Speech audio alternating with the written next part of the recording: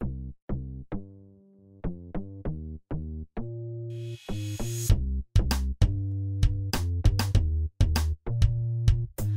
here's a little story we got to tell about a kid named Mort who you know so well. King Arthur was to be his famous name, but as a child Merlin helped him get on top of his game. He turned them into animals one after another, much to the dismay of Kay, his brother, but he learned a lot from these transformations, some lessons that would help him when he's leading the nation. From the pike he learned that being power hungry ain't good. He learned a similar lesson from the hawks with the hoods. Then he spent a little time with a colony of ants, and he learned the importance of independence. He was turned into an owl, then he lived with some geese. Lil Luke said, "War, Make peace." As a badger, he made a hedgehog, was a bit satanical. Was other badger, but it taught him, don't be tyrannical. Now poor old Kay had been waiting and waiting, and he asked Mort, was Merlin got to behave? So Merlin sent the two on a little quest so that Mort could learn from the best of the best. Off before his stoppage they met Robin Wood, a man who wears tights, you know he's got to be good. He taught Wart the methods of leading his peeps, and Kay got a griffin head just for keeps. Now the years went by and Kay was knighted, but the Wart was a little bit less than excited. He didn't want to roll with no squires or pages. He wanted to be a knight, one for the ages. Then all of a sudden he pulled a sword from a stone. He was the inheritor of the throne. He cried in a little voice, What do I do? and here's where we end book 1 and start Book 2.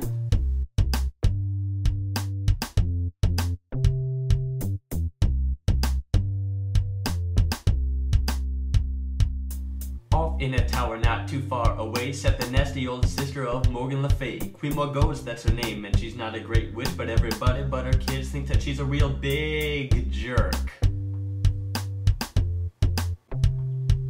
Well, her 4 boys were in quite the dilemma. They loved their mama, but she didn't love them. They killed a unicorn just to impress old Mumsy, but she didn't think them as they were stupid and clumsy. Now over to Arthur. He was fighting a war.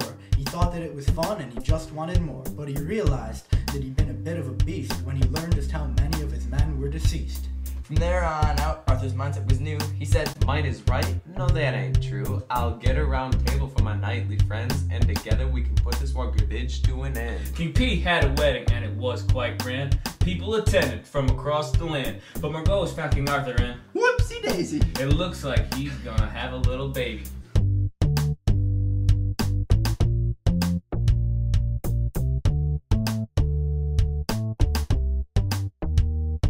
To start book 3, we meet a brand new chappie. He loves King Arthur like he's his pappy. The name's Lancelot and he wants to be a knight, the best in the world who can't be beat in a fight. He spends his days mostly in seclusion, with a face that looks like a big contusion. Then one day Merlin comes along and says, Arthur's round table will be full before long. So Lancelot blows that popsicle stand and he joins the best knights in all the land. He quickly rose to the highest tier, but he started fooling around with Guinevere.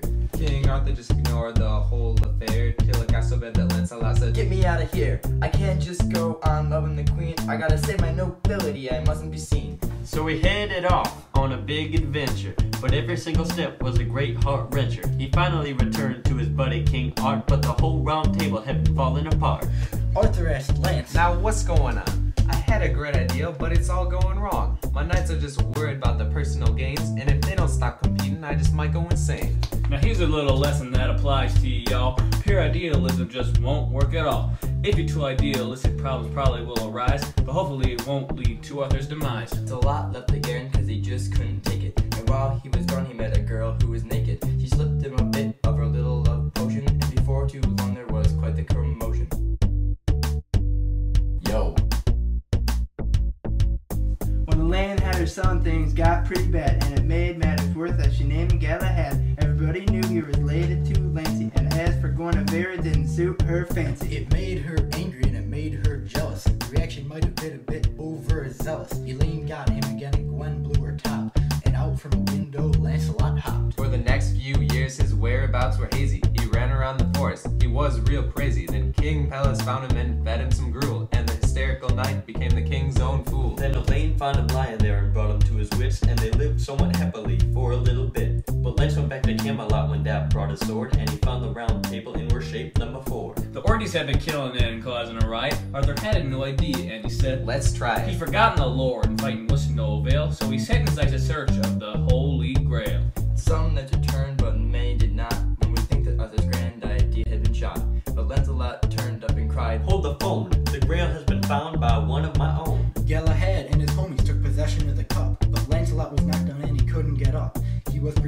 from touching the glass because of the sins that riddled his past. Throughout his search he'd been defeated, but his faith in the spirit had not been depleted. In fact, it grew stronger and he followed the Father, and he said, Oh Jenny, I don't mean to bother, but our relationship can no longer exist. I'm now a man of God, and here's the gist. I've been a bad sinner, and we mustn't go on bringing shame to ourselves and doing Arthur wrong. Then Guinevere was captured, and Lancelot saved her, and they both understood each other's behavior. Book 3 can be placed back on the shelf after Lance commits a miracle all by himself.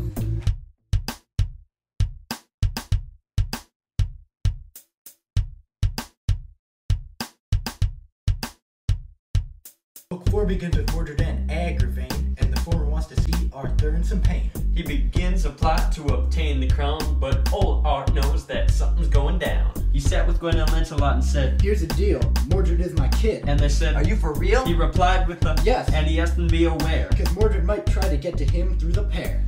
Mordred caught his father, and he made him go away.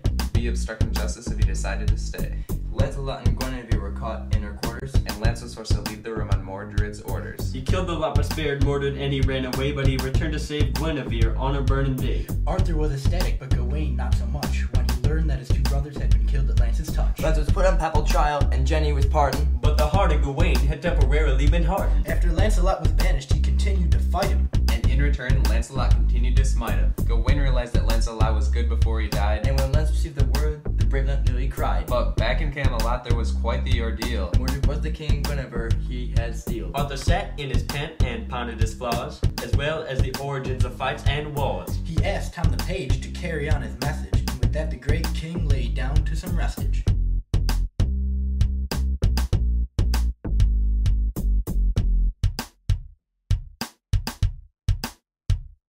Now you all know the story of England's famous leader, but there's more than the plot. It's a little bit meatier. There were a couple of themes in the mind of T.H. White, and we'll talk about them now, if that's alright.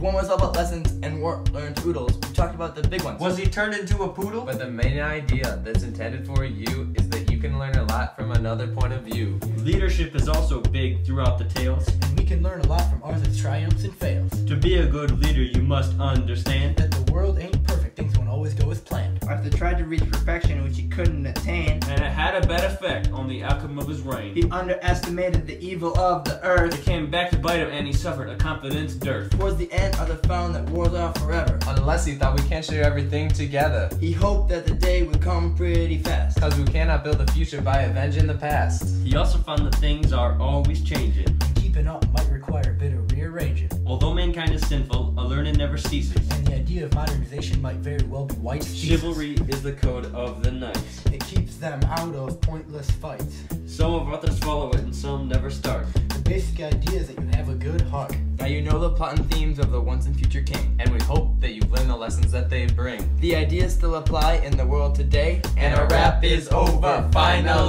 Late.